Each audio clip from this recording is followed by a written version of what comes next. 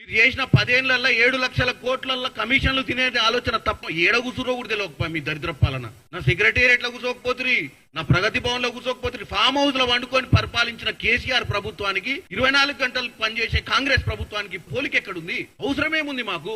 వీళ్ళంటా పోయి ఇప్పుడు అడ్డం అనుకుంటారట. ఓ తల్లి కొడుకులు చెప్తారు, ఏది బుల్డోజర్ అడ్డం. కష్టం ఉంటది ముందు, ఏదైనా తీసేటప్పుడు అంత ఈజీ కాదు, ఏదైనా జరిపేటప్పుడు అంత ఈజీ కాదు. తప్పుడు ప్రచారం వల్ల ప్రజలు భయభ్రాంతులకు గురైతురు. నిజంగానే మాకు ఇల్లులు పోతే ఇల్లులు రావేమో, మేము కొనుక్కునేమో, ఎవడో మాఫియా పొలిటికల్ లీడర్లు కొంతమంది గూండాలను మేపి ఇట్లాంటి అన్ని చెరువులు కబ్జాలు చేసిందంతా పొలిటీషియన్స్ కి. అది ఏ కాంగ్రెస్ వాళ్ళైనా సరే, బీఆర్ఎస్ వాళ్ళైనా, బీజేపీ ఎవడో ఒక పొలిటీషియన్ చేయబట్టే ఈ దరిద్రం అంతా.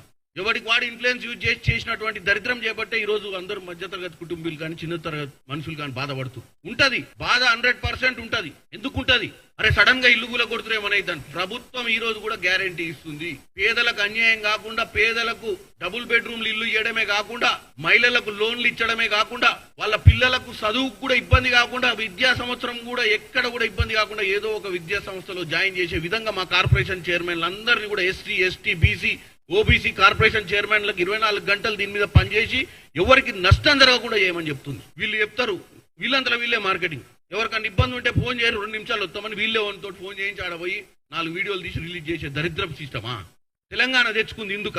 మేం బాగుపడద్దు, మీరు బాగుపడద్దు, ప్రజలు బాగుపడద్దు, ఓడు బాగుపడద్దు. ఇట్టనే ఉండాలి. మీరు 10 ఏళ్లలో ఏం బీకలేదు, వచ్చి 10 నెలల్లో ఏదో చేస్తా అనుకుంటున్న రేవంత్ రెడ్డి గారిని హైదరాబాద్ నగర ప్రజల ముందు ఈ రోజు హైడ్రాన్ గాని, మూసి ప్రక్షాళనను గాని మీరు తప్పుడుగా చూపించే విధానం కేవలం ప్రజలకు, హైదరాబాద్ సిటీకే నష్టము. అంటే ప్రతి సంవత్సరం వరదలు వచ్చినప్పుడల్లా నీళ్లలో మునిగి పడవలలో తిరుగుదామా? చెప్పుర్రి. ఇవాళ ప్రజలు స్వచ్ఛందంగా చెప్తున్నా, మీకు మంచి చెయ్యాలనుకున్నప్పుడు అంత ఈజీ కాదు.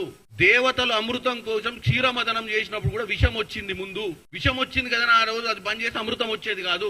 ఆలస్యమైన అమృతం వచ్చేదాకా ఆగాలి. ఇవాళ మనం ఏం కాకముందే ఈ విషం చిమ్మేటువంటి ప్రయత్నం చేస్తున్నారు ఈ బీఆర్ఎస్ వాళ్ళు. రేవంత్ రెడ్డి గారు, కాంగ్రెస్ ప్రభుత్వం తీసుకుంటున్న మంచి కార్యక్రమాలు ఏది కూడా ప్రజలకు తప్పుడు సమాచారం ఇస్తున్నారు. కాబట్టి ప్రజలే దీనికి. నేను ఒక్కటే అడుగుతున్నా, మేము కాంగ్రెస్ నాయకులం, ఒక ఎంపీగా, ఒక ఎమ్మెల్యేలుగా మేము రోజు డిఫెండ్ చేయాల్సింది చేస్తున్నాం. కానీ ఈ అంతా చేసేది ప్రజల కోసమే.